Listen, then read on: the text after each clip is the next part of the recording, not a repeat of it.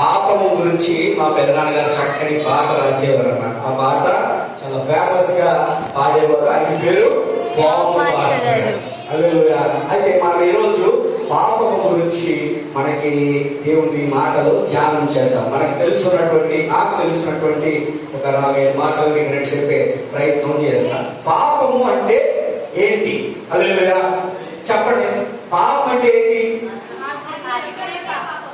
అప్పటికప్పుడు ఒకసారి అందరం హల్లెలూయా చెప్పిన బిడ్డలందరూ బట్టి దేవునికి మహిమ కలుగును గాక.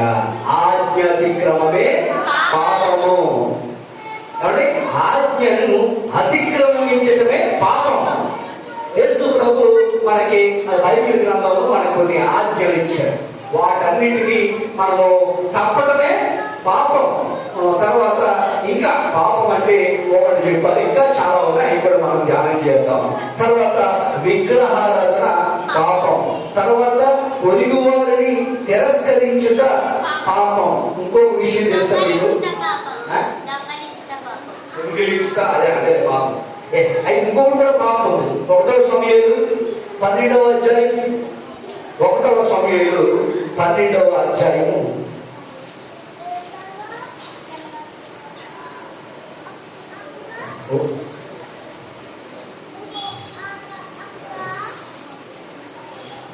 తర్వాత 1వ సమూయేలు 12వ అధ్యాయం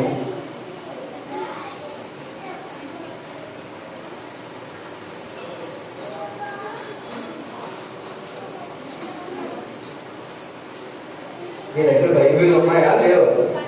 ఇక్కడికి వచ్చారు 12:23. నా మట్టుకు నేను మీ నిమిత్తము ప్రార్థన చేయటం మానుట వలన యెహోవాకు విరోధముగా పాపము చేసిన వాడిని అవుతానండి. హల్లెలూయా. ఎవరి ప్రార్థన చేయట మానటం కూడా పాపమే. హల్లెలూయా. పొద్దున్న ఎంతమంది మందిరానికి వస్తూ మరి ప్రార్థన చేయకుండా వచ్చారు? పొద్దున లేచిన తర్వాత ఎంతమంది ప్రార్థన చేయకుండా ఉన్నారు? ఒకసారి మిమ్మల్ని మీరు పరిశీలన చేసుకోమని కోరుతా ఉన్నాను. కాబట్టి ప్రార్థన చేయకపోవడం పాపమేనంట. మేలైనది చేయకపోవడం కూడా పాపమేంట. చూడండి, యాకోబు రాసిన పత్రిక 4వ అధ్యాయం 17వ వచనం. కాబట్టి మేలైనది చేయనెరిగియు అలాగ చేయని వానికి పాపము కలుగును. హల్లెలూయా. ఏమండి, మన పక్కింటోడికి మన దగ్గర ఒక 4-5 బట్టలు ఉన్నాయనుకో, అస్సలు బట్టలు లేని ఒక చిరుగుపోయి ఇబ్బంది పడుతున్న వ్యక్తి ఇబ్బంది పడతా ఉన్నాడు, చలికి వణికిపోతా ఉన్నాడు అనుకో, మీకు ఉన్నటువంటి ఒక బట్ట ఆయనకి ఇవ్వకపోవడం పాపమే. హల్లెలూయా. మేలైనది చెయ్యకపోవడం పాపం అంట. మనకి ఇంకా ఒక నెల రోజులకి సరిపడా మనకి తిండి సాంసాడి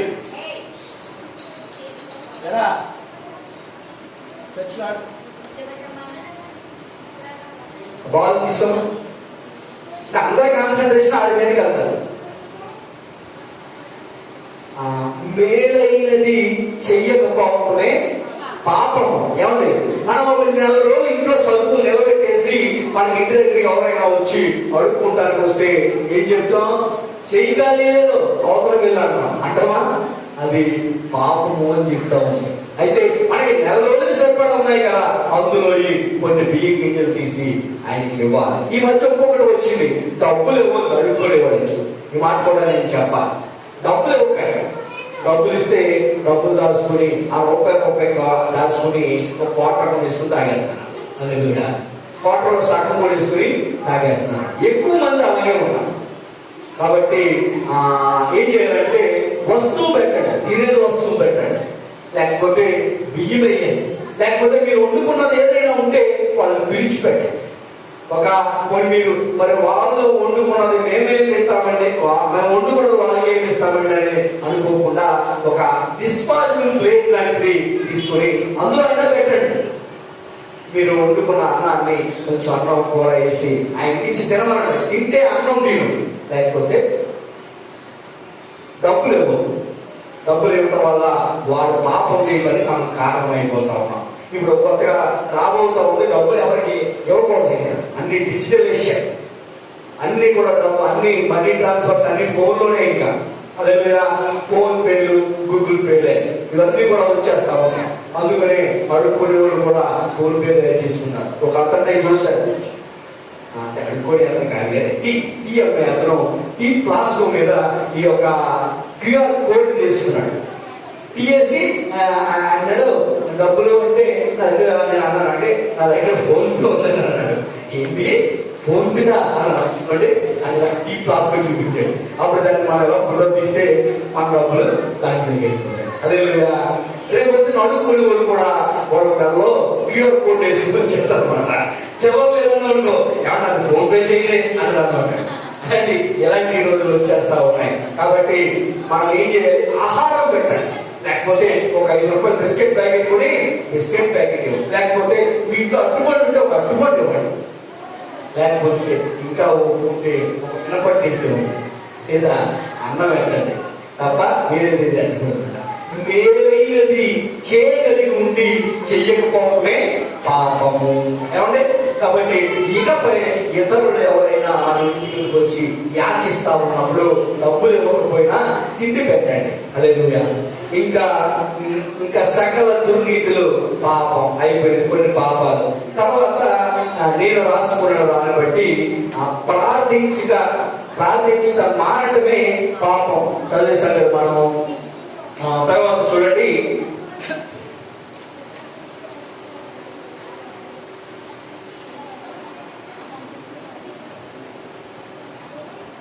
పాపం ఎక్కడ నుండి వస్తుంది మీకు తెలుసా? చూడండి, యోహాను సువార్త 8వ అధ్యాయము 44వ వచనం. మీరు మీ తండ్రి యొక్క అపవాది సంబంధులు, మీ తండ్రి దురాశలను నెరవేర్చుకోరుచున్నారు. ఆది నుండి వాడికి అర్హంతకుడు అయింది, సత్యమందు నిలిచిన వాడికి లేదు కాదు. వాడి యందు సత్యమే లేదు. వాడు అబద్ధం ఆడినప్పుడు స్వభావం అనుసరించి మాట్లాడిను. అబద్ధికుడును అబద్ధములకు జనకుడును అయి ఉన్నాడు. నా యందు పాపం ఉన్నదని. ఎక్కడంటే మనకి ఎవరు జనకుడు? ఎవరు అబద్ధానికి జనకుడు? ఏమంటే హల్లెలూయా. మనల్ని దేవుడు తన స్వరూపంతో మనలందరినీ సృష్టించి తన ప్రియ కుమారుడుగా ఆయన ఈ లోకానికి పంపి లోకాన్ని అనుభవించబడి పంపిస్తే తల్లి గారి ద్వారా ఆది తల్లి, అందరి తల్లి ఎవరు? ఏమంటే మీ తల్లి గారి పేరు వెంకటలక్ష్మి, నా తల్లి గారి పేరు దానమ్మ. కానీ మన అందరికీ తల్లి ఎవరు? ఆదాము గారు. సారీ, అవ్వగారు.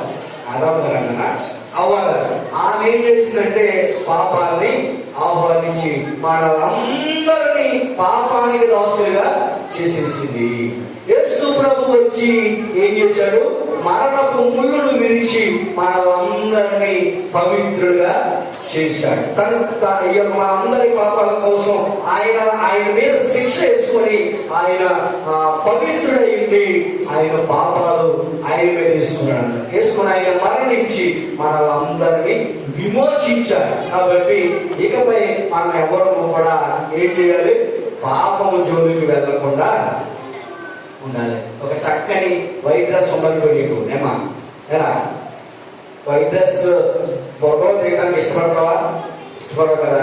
మరి దేవుడు నిన్ను కడిగేసిన తర్వాత, మరి దేవుడు నిన్ను ఈ సోపుతోటి తన రక్తంతో నిన్ను నన్ను శుద్ధీకరించేసిన తర్వాత మరలా మనం పాపంలో ఎందుకు దిగుతున్నాం? ఒక 500 రూపాయలు వైట్ షర్ట్ పడుతుందని 500 రూపాయలు top Punjabi dress top colour నల్లగా అయిపోతుందని పాపంలో దిగటానికి, మధ్యలో దిగటానికి నువ్వు ఆలోచన చేస్తా ఉంటే విలువైన నీ జీవితాన్ని పాపంలోనికి ఎందుకు దిగుతున్నాం? మనం ఒకసారి మనము పరిశీలన చేసుకోవాల్సిందిగా కోరుతా ఉన్నాం. దేవుడు మనందరినీ మరి తన రక్తంతో మనమందరినీ శుద్ధీకరించాడు. మరలా మనము ఆ పాపం వైపు చూడకుండా మనమందరం కూడా మరి మేలైన చేస్తూ ఆయన విశ్వాస జీవితాన్ని మనందరం కూడా వృద్ధి చేసుకుంటా ఉండాలన్నాడు. హల్లెలూయా. తర్వాత అయితే మీ అందరికీ ఉండవచ్చు, ప్రతి ఈ భూమి మీద పుట్టినటువంటి ప్రతి మనిషి కూడా ఏమంటే ప్రతి మనిషి కూడా పాపం చేశాడు. ప్రతి వాడు పాపం, ఒక్కడను లేడు, నీతిమంతుడు లేడు, ఒక్కడను లేడు. కాబట్టి దేవుడు అనుగ్రహించి మహిమను పొందలేకపోతున్నారు. ఈ దేశం మీద, ఈ భూత ప్రపంచం మీద ఒక్కడు కూడా మంచోడు లేడు. అందరూ పాపం చేసి దేవుడు అనుగ్రహించి మహిమను పొందలేకపోతా ఉన్నారు. కానీ ఒకే ఒక ఆయన పాపం లేనివాడు ఈ భూమి మీద ఉన్నాడు, ఉండేవాడు. ఎవరు చూడండి ఒకసారి, 2వ కొరింథీ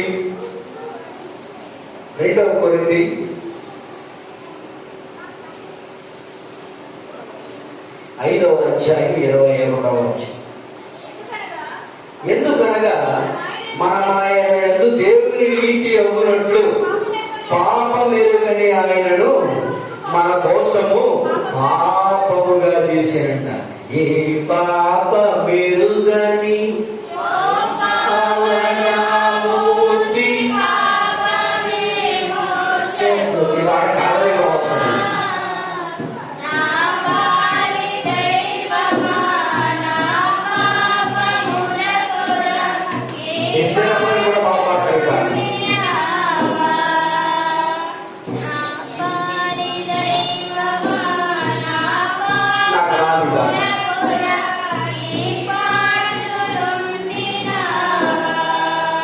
పాపమెరుగని ఆయన మన కోసము ఏమయ్యాడంట? పాపముగా మారాడంట. హల్లెలూయా. ఎంత గొప్ప త్యాగం అండి, ఎంత గొప్ప త్యాగం అది. తనను తాను రిక్తునిగా చేసుకొని భూమి వేయి వారి ఎదుట మౌనమై కూర్చున్నాడంట. కాబట్టి యేసు ప్రభు ఆయన పాపం ఎరుగడు. మీ అందరికీ గతంలో చాలా సార్లు మాట్లాడినప్పుడు చెప్పాను, అందరికీ మన యొక్క రక్తము X క్రోమోజోమ్ Y క్రోమోజోము ఉంటుంది. అని యేసు ప్రభు సిలువ వేయబడిన తర్వాత ఆయన ముఖము చూపించినటువంటి ఆ రక్తాన్ని మరి బ్లడ్ టెస్ట్ ఏదో చేశారు. బియ్యంతో రాయడం ఆయన పేరు.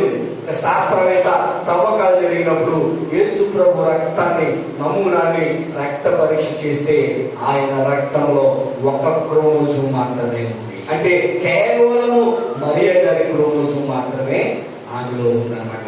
పురుషుడు ప్రమేయం లేకుండా పుట్టినటువంటి యేసు ప్రభు ఒక్కడే కాబట్టి ఆయన రక్తంలో 1 క్రోమోజోమే ఉంది. ఇది ఏదో పాత ఊరిలో మనం అనుకుంటున్న మాట కాదు, ప్రపంచమంతా కూడా తెలిసిన మాట, ప్రపంచమంతా కూడా సైంటిఫిక్ గా నిరూపితమైన మాట. పాపం ఎరుగని ఆయన మనందరి పాపం కోసం పాపముగా మారాడంట. అందుకని మనం ఇకపై పాపం జోలికి వెళ్ళకుండా ఆయన యొక్క బిడ్డలుగా మనందరము ఉండాలి. ఆయన పాపము లేని వాడిగా ఉండేది. హెబ్రీ గ్రంథం 4వ అధ్యాయము, హెబ్రీ రాసిన పత్రిక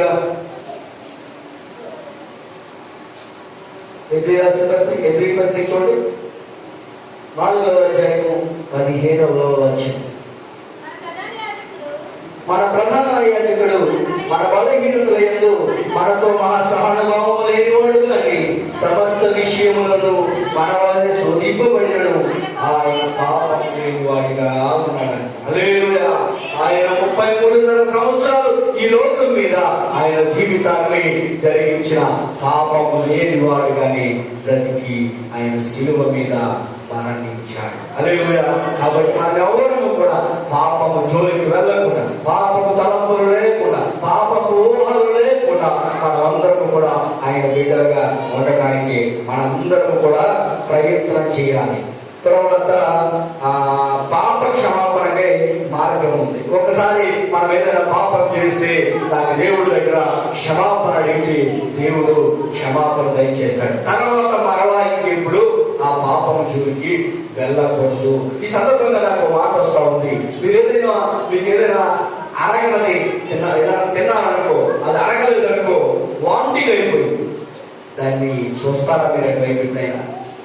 మీ మోకాలు మారిపోయినాయి. వామిటింగ్ ఎప్పుడైనా చూస్తారా అని అడిగితేనే మీ మోకాలు ఇలా విడిచినట్టు పెట్టారు. అయితే పాపం విడిచిపెట్టిన తర్వాత దేవుని దగ్గర ఒప్పుకున్న తర్వాత మరలా పాపం చేస్తే కక్కిన వాంతిని తిన్నదాంతో సమానమట. హల్లెలూయా. వాంతిని చూడటానికి, మనం కక్కిన వాంతిని మనం చూడటానికి మనం ఇష్టపడట్లేదు. మరి అలాగే మన పాపాలు వదిలివేస్తాం, తర్వాత ఎప్పుడు కూడా ఆ పాపాల వైపు చూడకూడదు. ఒకవేళ మనం ఎప్పుడైనా ఆ వదిలివేసినటువంటి పాపాల వైపు చూస్తా ఉంటే మీకు ఈ వాంతి గుర్తు రావాలి. హల్లెలూయా, హల్లెలూయా. ఈ వాంతు కక్కిన వాంతిని తిన్నదాంతో సమానమని ఆ మాట మీకు గుర్తు రావాలి. ఆ పాపం చేయకుండా మనం అందరము కూడా మనం కట్టుకోవాల్సిన వారమై ఉన్నాము. చూడండి, ఆ పాప క్షమాపణకై మార్గం ఉంది కాబట్టి ఒకసారి చూడండి. యోహాను సువార్త 8వ అధ్యాయం 24 చదివినట్టున్నాం కదా. అది యోహాను సువార్త 8వ అధ్యాయం 24 చదువు. కాగా మీ పాపములలోనే మీరు చనిపోదని మీతో చెప్పి తిని, నేను ఆయనను మీరు విశ్వసించని ఎడల మీరు మీ పాపములలోనే చనిపోదని వారిని చెప్పిన తర్వాత ఒకసారి చూడండి. 20వ అధ్యాయం 31. అదే యోహాను 20:31. యేసు దేవుని కుమారుడైన క్రీస్తు అని మీరు నమ్మినట్లు, నమ్మి ఆయన యందు జీవము పొందినట్లు ఇవి రాయబడిన. అపొస్తలుల కార్యాలు 16వ అధ్యాయం 31. అందుకు వారు ప్రభువా యేసునందు విశ్వాసం ఉంచు, అప్పుడు నీవును నీ ఇంటి వారును రక్షణ పొందేదురు అని చెప్పి తర్వాత 10వ అధ్యాయం అపొస్తలుల కార్యాలు 10వ అధ్యాయం 43. ఆయన యందు విశ్వాసం ఉంచువాడు ఎవడు వాడు ఆయన నామం మూలంగా పాప క్షమాపణ పొందునని ప్రవక్తలందరూ ఆయన గురించి సాక్ష్యం ఇచ్చిన. ఆయన యందు విశ్వాసం ఉంచువాడు ఎవడు ఆయన నామం మూలంగా మనం అందరము కూడా పాప క్షమాపణ పొంది ఉన్నాము. పాపములు, మన పాపాలను ఆయన క్షమించి వేశాడు. ఇంక ఎప్పుడు వాటిని జ్ఞాపకం చేసుకోడంట.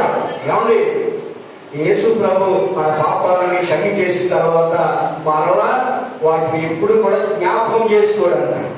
అది కూడా బైబిల్ లేఖనాల్లో ఉంది. వాటిని పాపాలని మన పాపాలని మనం ఎలా ఉండాలంటే, పాపం ఇటువైపు ఉందంటే వీపు మనం పాపాల వైపు ఉండాలన్నమాట. మనము దానికి వ్యతిరేకంగా తిరిగి ఉండాలన్నమాట.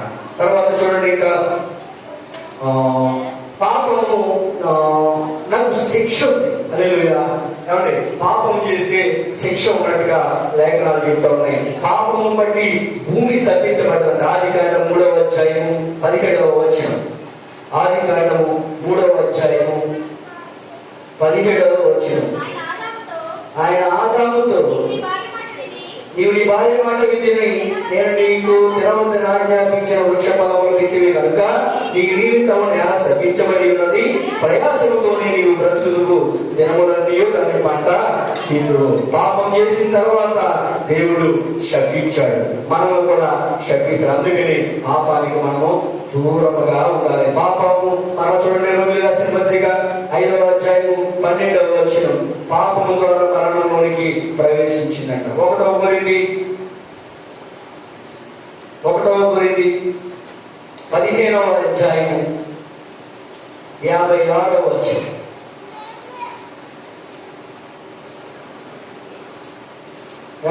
మరణపు ముళ్ళు పాపము, పాపమునకున్న ధర్మము, పాపమునకున్న బలము ధర్మశాస్త్రమే. మరణపు ముళ్ళు అంటే ఏమండి, ఒకసారి చూడండి, రోడ్డు మీద వెళ్తా ఉంటే ముళ్ళు ఉన్నాయంటే దాని మీద మనం కాల్ వేయడానికి ఆలోచిస్తామా? ముళ్ళు వేస్తారా? ఏమా చిన్నారండి, మీ రాజమండ్రిలో ముళ్ళు మీద కాల్ వేస్తారా? ఏది కదా, మా తమిళలో కూడా ఏది. మీరు వేస్తారా? ఎంతమ్మా ఎవరు ఆ దారిలో ముళ్ళు ఉన్నాయంటే ఆ ముళ్ళ మీద మనము కాల్ వేయడానికి ఆలోచన చేస్తాం. అలాగే మరి పాపం అని తెలిసిన తర్వాత దాని వైపు మనము వేయకూడదు అన్నమాట. మరణపు ముళ్ళు అన్నమాట. ఏమండి, పాపం అనే ముళ్ళు, మరణం అనే ముళ్ళు. ఆ విషయాలు మీరు గమనించుకోండి. పాపం చేస్తా ఉన్నప్పుడు దేవుడికి విరుద్ధంగా నేను ఈ కార్యం చేస్తానని మనసు మనందరూ గుర్తుండాలి. తర్వాత ఆ పాపము నిత్య మరణాన్ని తెస్తుందంట. రోమీయులు 6:23-15. పాపం ప్రజలను పరలోకంలో ప్రవేశింపకుండా అడ్డుకుంటుందంట. గలతీయులు ఏమండి, పాపం చేయడం ద్వారా పరలోకానికి ప్రవేశం లేదంట. గలతీయులు 5వ అధ్యాయం,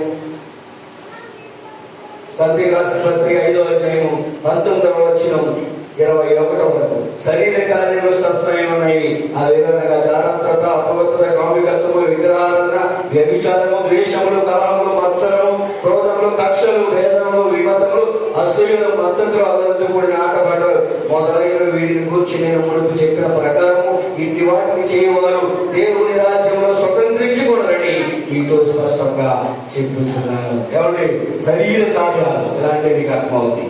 ఈ శరీర కార్యాలు మనం చేస్తే దేవుని రాజ్యానికి వెళ్ళటానికి అడ్డవుతుందంట. హల్లెలూయా. కాబట్టి మనం అందరం కూడా అవన్నీ గమనించుకోండి. ఎఫెసీయుల రాసిన 5వ అధ్యాయం 5వ వచనం. ఎఫెసీయుల రాసిన పత్రిక 5వ అధ్యాయం 5వ వచనం. వ్యభిచారైన, అపవిత్రుడైన, విగ్రహారాధకుడైన, లోభీయుడైన క్రీస్తు యొక్క దేవుని యొక్క ఈ రాజ్యమునకు హక్కుదారుడు కాదని సంగతి మీకు నిశ్చయముగా తెలియను. తర్వాత మరలా ఇంకా చూడొకసారి ప్రకటన 21:27.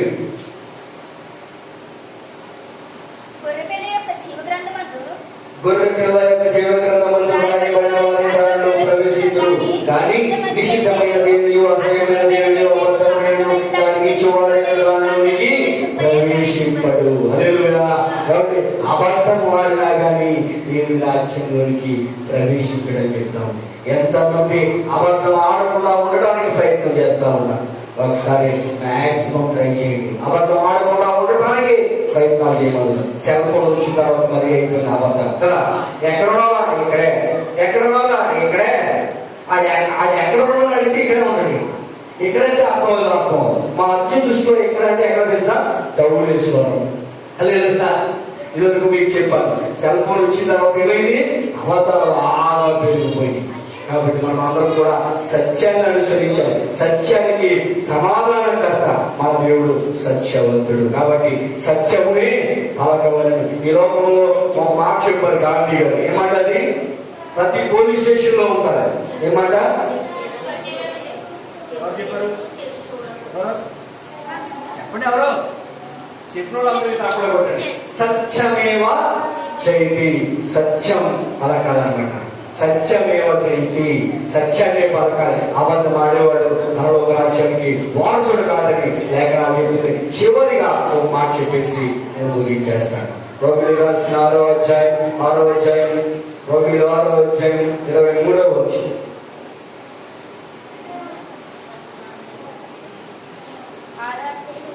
23